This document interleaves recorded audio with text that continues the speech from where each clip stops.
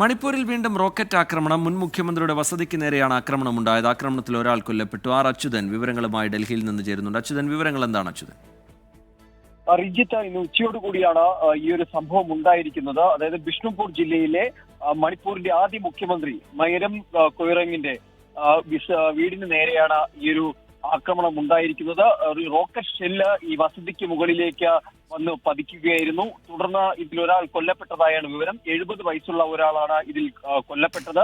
5 പേർക്ക് പരിക്കേറ്റിട്ടുണ്ട്. എന്തായാലും സംഭവത്തിൽ ഇപ്പോൾ ഒരു അന്വേഷണം ആരംഭിച്ചിട്ടുണ്ട്. ഒപ്പം തന്നെ കൂടുതൽ സേനയെ ഇവിടേക്ക് വിന്യസിച്ചിട്ടുണ്ട്. ഈ ആക്രമണങ്ങൾ, പ്രത്യേകിച്ച് ഡ്രോൺ ആക്രമണങ്ങൾ തുടരുന്ന ഒരു സാഹചര്യത്തിൽ നാളെ സ്കൂളുകൾക്ക് അവധി കൂടി പ്രഖ്യാപിച്ചിരിക്കുന്ന ഭരണകൂടം. ശരി, അച്യുതൻ ഡൽഹിയിൽ നിന്ന് വിവരങ്ങൾ നൽകുകയായിരുന്നു.